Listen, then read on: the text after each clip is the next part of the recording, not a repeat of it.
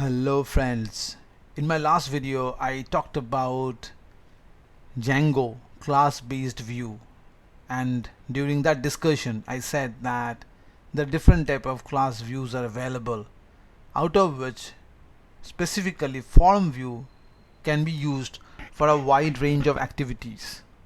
Keeping that in mind, I came up with this particular program which is in front of you.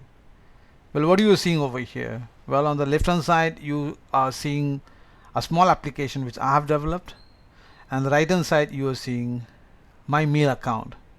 Let me reload the page once again. So I hit the enter at localhost 1000. The page got reloaded. Same thing I'm doing over here. I hit the enter, or I simply can click on the refresh button to reload the page, and there is no mail in my mailbox. So now what I'm going to do is I'm going to put a name over here. I will type a name. Well, it can be any name you can. So let me write my name only, Swaroop. Let's go for a body. Like this is a program based on Django class-based view. Here is the mail ID. I would be giving the mail ID. Well, this particular mail ID of mine is iot.prog.1. So let me type that one, iot.prog.1@gmail.com. Again, let me just reload the page once again. See, there is no such mail right now in my mailbox. And now I'm going to click on the submit button. Once I do that, a loader will come in picture. The loader will keep on loading, will keep on waiting till the mail gets successfully passed on to the inbox. And once that happens, the loader would stop and I would get a confirmation message. Let me show you what actually happens. So let me click on the submit button.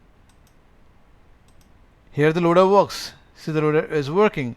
But this is the time taken for the mail to transfer to Gmail and to my account. And once it happens, bingo, the mail will send, and here the mail comes and the loader gets stopped and I get a confirmation message. That happens very fast, right? Let me click over here and let's see. Exactly, this was the content. This was my name, Swaroop. This is a program based on Django class-based view, and it came from my another mail account, swaroop.shahrin@gmail.com. So you saw that the mail has been transferred. So this particular program, well, let's go and reload the page once again, and let's try to run the program one more time. So let me give another name, suppose Swaroop or S. Kumar. Let me give this name.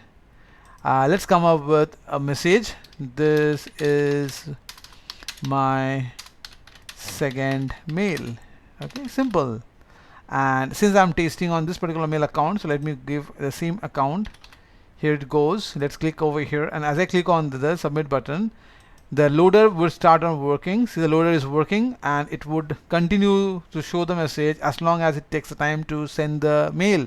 And when it happens, the loader stops, and immediately I get a confirmation message that your mail has been sent successfully. And as you can see over here, the mail has reached successfully. This test message, the test subject, this mail heading has been written hard coded in my program. I will give a glance to that program even, and this was the content which I have written. S. Kumar, that was a name. This is my second mail, and it just came just few seconds ago. So not even a second. Yeah, it's showing 0 minute ago. So that means it just came instantly. So I have come across, or I have written a program to the help of which I can pass mail to a registered mail ID. Now what is the relevant of doing so? The relevant is that next time onward, when I'm opening an account, or when some user is opening an account, prior the account get open, I need to verify that whether the user is a valid mail ID or the mail provided by the user is a valid one or not. If so, then only the user will get registered, otherwise not. Okay, and of course later on OTP can also be forwarded. So this is the first segment where you have to verify your mail account, and this is a very professional way of doing so. Now how did I achieve this? Let me show you the source code at a glance. So my application name is contact form submit.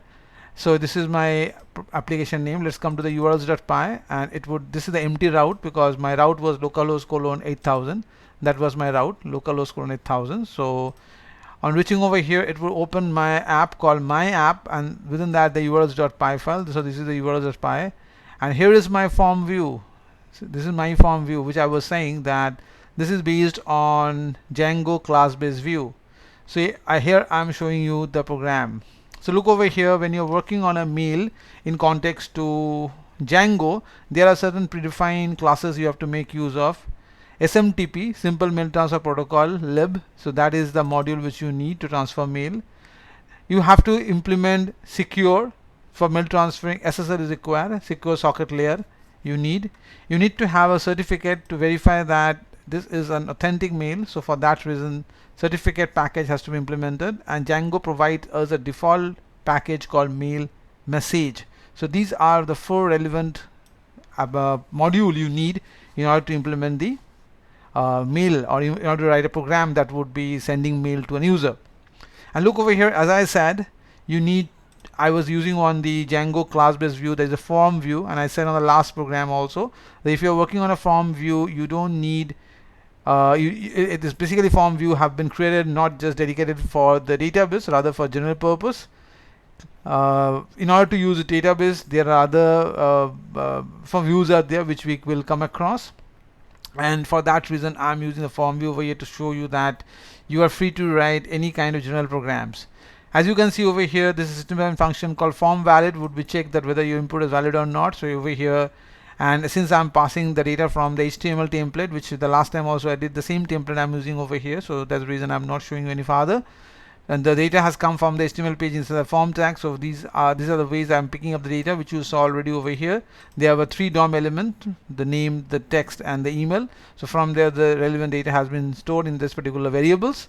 And then I'm giving a call to the constructor which I have initiated over here, and this constructor is responsible for creating the necessary parameters through which the mail can be forwarded. And over here I have given a call to SSL. This is very important, and you have to verify that your system is like capable of sending mail, so that verification certificate is required. And after that, you have to write this type catch block, which I am unable to show you because over here all my personal credential has to be given, like the password. Well, you need to provide over here app password of Gmail, and that has been done with the help of 2-step verification. So those are the minimum code you have to write over here. So I would tell you that even if you search in Google, you will be getting those relevant code based on this format. So that's how we will be able to send data through a Django application. And let's try it one more time before I wrap up over here. So like this time I'm writing the name called S Shah, and this is my third mail. This is my third mail at a row. Okay, and let's use the same mail ID, iot.pro.in, and let's click submit button. As I do that, well, this message I forgot to remove it, so I have to remove this message, but nonetheless the loader is working. So this is small rectification which I will do in my next future videos. And the mail has been forwarded, and you see over here the third mail also comes over here. See, S Shah, this is my third mail. Okay, so that's how the mail got transferred. And one more thing, suddenly it came to my mind, this also can be done, that this message will not keep on pending all throughout the as long as the site is open, it should not be kept pending. Like after a particular span of few seconds, the message should automatically get dissolved. How about that? That looks more nice, isn't it? That means when you are sending the mail, at that point of time the loader will work. When the mail reaches the mailbox and you get a success, or you get an acknowledgement that yes, mail transfer is successful, you show this message, and after maybe 30 seconds or 20 seconds, this message will get dissolved automatically. How about that? Don't worry, that is also achievable. Yeah, definitely I will take care about that, and in upcoming video even I will show you that I have been able to resolve that message after a particular point of time. Okay, so I hope that this particular video gave you an idea, and the source code which I have shown you over here gave you an idea that how you can implement the mail service within a Django application. And in fact, let me tell you honestly, this is a very important feature for all modern desk project, because user authentication is very important. Okay, so that's all from this video presentation. See you soon. Bye bye.